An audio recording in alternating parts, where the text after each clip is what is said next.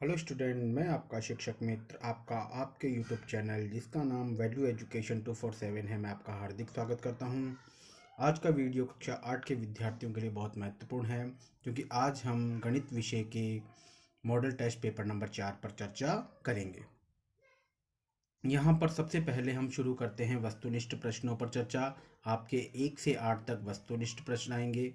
तो यहाँ पर पहला जो वस्तुनिष्ठ प्रश्न है जिनका उत्तर आपको क्रमाक्षर कोष्टक में देना है वो है, निम्न में से कौन सी परिमेय संख्या योज्य तत्समक है। तो देखिए, योज्य तत्समक 0 है, अर्थात 0 को जोड़ने से किसी प्रकार का कोई फर्क नहीं पड़ेगा। तो यहाँ पर 0 जो है वो योज्य तत्समक है। दूसरा प्रश्न है, 3/x बराबर -3 हो तो x का मान कितना होगा। यानी यहाँ पर x की वैल्यू वो संख्या रखनी है जिसका 3 में भाग देने पर -3 आ जाए। तो यहाँ पर हम जो है, अगर हम मान लीजिए यहाँ 1 रखते हैं तो 1 का अगर 3 में भाग देंगे तो 3 आएगा, -3 नहीं आएगा। तो फिर कौन सा उत्तर सही होगा। यहाँ पर x की जगह हम रखेंगे -1।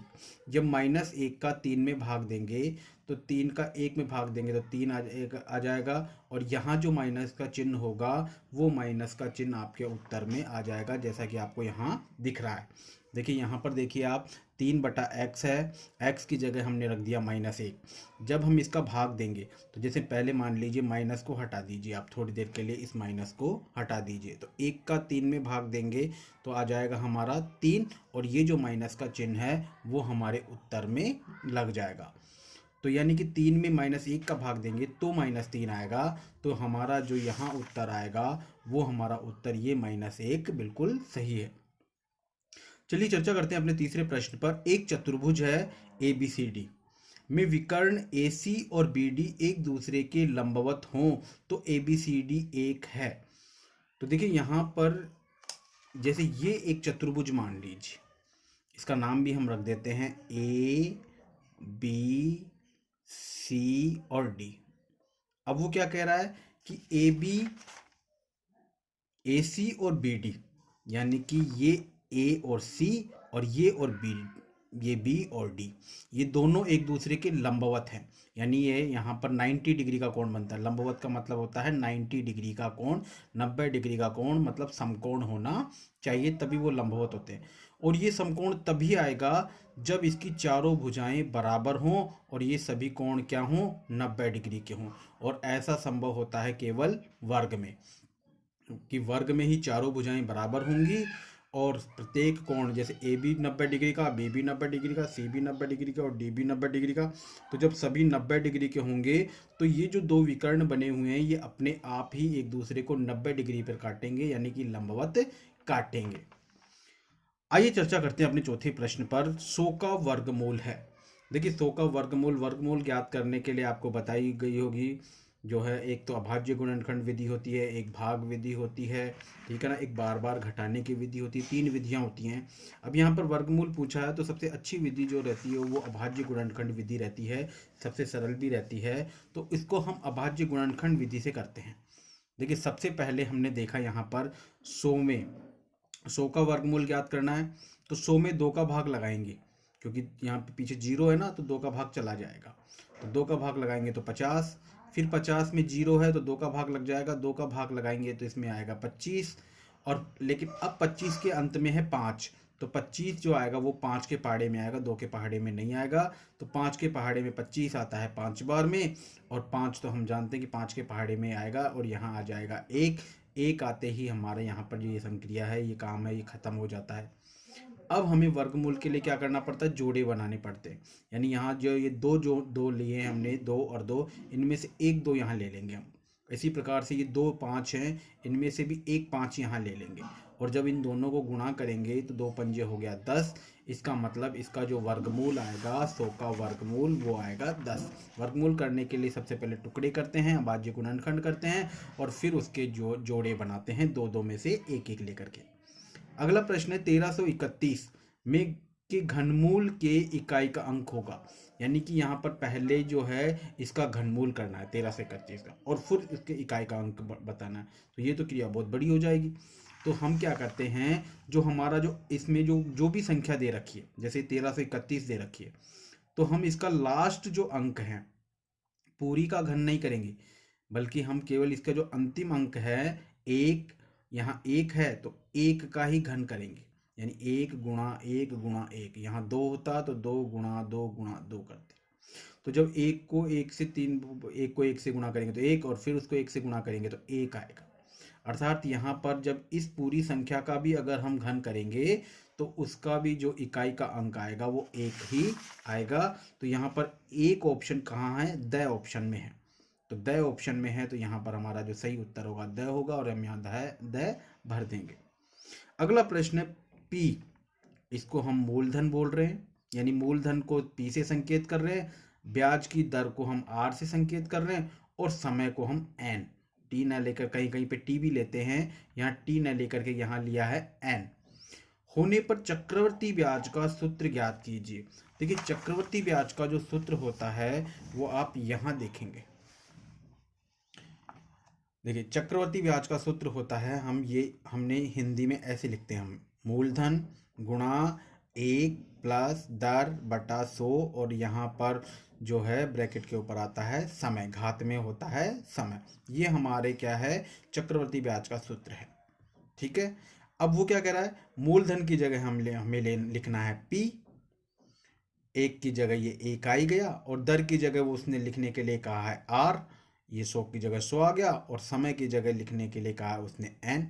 तो इस प्रकार से हमारा सूत्र बना पी गुणा एक प्लस आर बटा 100, और ये घात में गया एन। तो ये ऑप्शन हमारा बिल्कुल सही आएगा, और ये ऑप्शन हमें मिल रहा है कहाँ पर, इस सूत्र में। देखिए पी, सॉरी ये नहीं है, यहाँ प्लस का चिन्ह है, ये भी थोड़ा ध्यान रखना पड़ेगा, ये नहीं है, ये पी गुणा एक प्लस आर बटा 100, और यहाँ पर घात में गया एन। तो इसका मतलब हमारा जो स ऑप्शन है वो बिल्कुल सही है। अगला प्रश्न है 5a प्लस 2b में से 2a प्लस 3b घटाने पर प्राप्त होगा। तो यहाँ पर घटाने की बीजीय व्यंजकों का घटाव है। बीजीय व्यंजकों का घटाव अगर आपको करना है तो उसका तरीका भी आपके पास में ये रहा। देखिए सबसे पहले जैसे घटाने के लिए हम क्या करते हैं, संख्याओं को ऊपर नीचे लिखते हैं, हमने ये संख्याएं लिख ली। लेकिन आप जानते हैं कि जब हमें घटाना होता है तो जो नीचे की जो संख्या होती हैं उसके चिन्ह बदल जाते हैं। नीचे की बोल दो, या जिसके आगे जो में से के आगे जो भी संख्या लिखी हुई है ना, उसके चिन्ह बदल जाएंगे। जैसे यहाँ पर में से के आगे क्या लिखा हुआ है, देखिए ये में और से, और में से के आगे कौन सी संख्या लिखी हुई है, 2a और 3b, तो इसके चिन्ह बदल जाएंगे। 2a के आगे कोई चिन्ह नहीं है तो यहाँ प्लस का माना जाएगा, लेकिन जब इसको लिखेंगे तो यहाँ पर माइनस का चिन्ह लिखेंगे। यहाँ पर प्लस का चिन्ह है तो इसको भी चिन्ह को पलट करके कहाँ कर देंगे, माइनस कर देंगे। तो अब हमारी जो संक्रिया बनेगी वो क्या बनेगी, देखिए इस तरीके से 5a प्लस 2b, ऊपर वाली को तो ऐसे कैसे लिखना है, उसमें कोई बदलाव नहीं करना। लेकिन जब नीचे वाली लिखेंगे हम तो यहाँ पर जो चिन्ह प्लस का है तो यहाँ पर आ गया माइनस का, यहाँ भी प्लस का चिन्ह है तो यहाँ भी माइनस का हो गया। अब देखिए इसको करेंगे तो 2 प्लस का है और 3 माइनस का है। हम जानते हैं प्लस और माइनस जब चिन्ह अलग अलग होते हैं तो घटाया जाता है।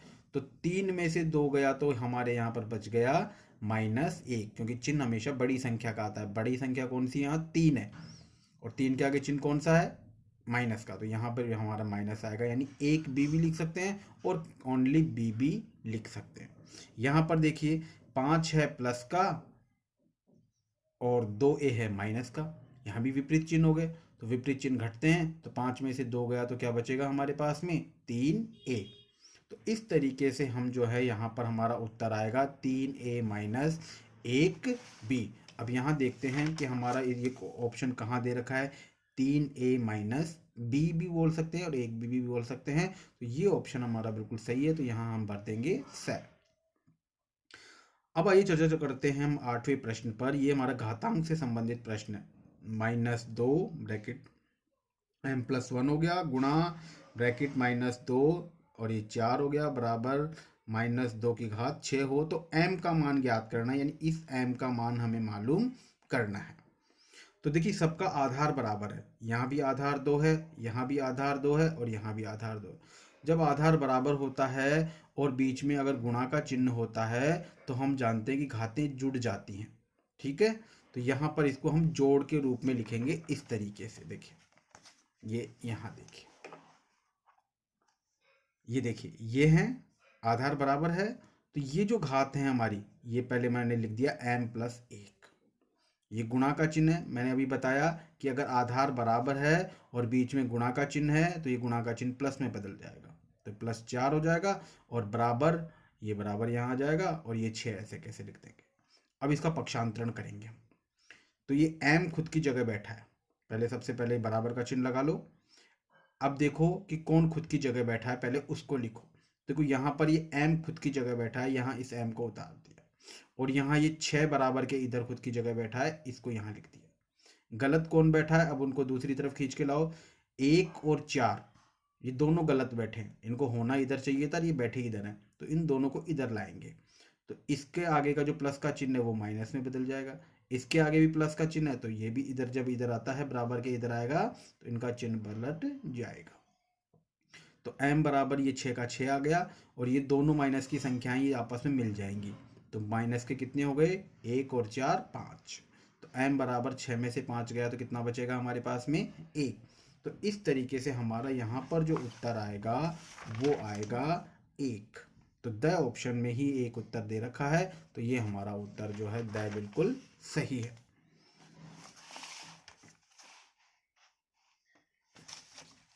आइए चर्चा करते हैं अपने अगले प्रश्न पर। अगला प्रश्न है, बताइए कि गुण की सहायता से आप 1/3 गुणा 6 गुणा 4/3 को 1/3 गुणा 6 गुणा 4/3 के रूप में अभिकलन, यानी इसमें आपको गुणधर्म बताना है। तो देखिए सबसे पहले ये देखिए दोनों संख्या, इस संख्या में भी और इस संख्या में भी, क्या संख्याओं का क्रम एक जैसा है क्या? हाँ बिल्कुल, देखो 1/3 इधर पहले, इधर भी 1/3 पहले, 6 बीच में है, इधर भी 6 बीच में, और इधर 4/3 पीछे है, इधर भी 4/3 पीछे। कहने का तात्पर्य है कि संख्याओं का क्रम तो बिल्कुल समान है, मतलब यहाँ क्रम विनिमय का तो गुणधर्म नहीं है। तो फिर कौन सा गुणधर्म है? केवल ब्रैकेट की पोजीशन चेंज हुई है। यहाँ पर पहले ब्रैकेट 6 और 4/3 पर है, और यहाँ ब्रैकेट है 1/3 और 6 पर, तो इसे हम सहचार्यता का गुणधर्म कहते हैं। तो यहाँ पर जो प्रॉपर्टी है, गुणधर्म है, वो सहचार्यता का गुणधर्म है। अगला प्रश्न समीकरण का है हमारे पास में, 5t - 3 बराबर 3t - 5 को हल कीजिए। तो यहाँ पर जो है गुण किस तरीके से हम इसको करेंगे वो ये यहाँ देखिए। देखो 5t - 3 बराबर 3t - 5 है। सबसे पहले बराबर का चिन्ह उतारेंगे, फिर उसके बाद में जो खुद की तरफ है उनको उतारो। देखो 5t खुद की तरफ है, इसको इधर उतार लिया, इसमें कोई परिवर्तन नहीं होगा। इधर -5 खुद की तरफ है, ये इधर आ गया, इनके चिन्ह नहीं पलटेंगे। चिन्ह किसके पलटेंगे? देखो 3t गलत बैठा है, बीजी व्यंजकों का पक्ष ये है, तो बीजी व्यंजक इधर बैठा है, तो इस 3t को बराबर के इधर लाएंगे, तो ये 3t आ गया, और यहाँ पर आ गया, ये चिन्ह पलट करके हो जाएगा माइनस का। इसी प्रकार से ये 3 भी गलत बैठा है, ये 3 को इधर होना चाहिए था, तो इस 3 को इधर लेके आएंगे, तो ये जब 3 इधर आएगा इस तरफ बराबर के इधर, तो इसका ये आगे का चिन्ह जो यहाँ माइनस है, ये आकर के क्या हो जाएगा, प्लस का हो जाएगा। तो अब यहाँ पर देखो माइनस है इनके बीच में, तो ये तो घटेंगे, तो ये 2t हो जाएगा, 5 में से 3 गया तो 2t। यहाँ पर एक चिन्ह माइनस का है, एक प्लस का है, तो ये भी घटेंगे, और चिन्ह जो है वो बड़ी संख्या का आएगा, बड़ी 5 है, तो 5 के आगे माइनस है, तो माइनस का चिन्ह आ गया। अब t, अब इन दोनों के बीच में गुणा का चिन्ह है, कोई चिन्ह नहीं है ना प्लस का माइनस का, तो गुणा का चिन्ह है, तो गुणा का चिन्ह होने के कारण ये 2 जो है ये नीचे आ जाएगा, यानी ये 2 तो ये वाला है, और ये 2 कौन सा है, ये वाला, तो 2 में 2 का भाग देंगे तो क्या आएगा हमारे पास में, -1, यानी इसका उत्तर आ जाएगा, टी का जो उत्तर आएगा वो -1 आएगा। अब चर्चा करते हैं हम अगले प्रश्न की। देखें अगला प्रश्न क्या कह रहा है हमारा, निम्नलिखित संख्याओं में से प्रत्येक के घन के इकाई के अंक ज्ञात कीजिए, यानी इनके इकाई के अंक ज्ञात करने 77 के और 5022 के।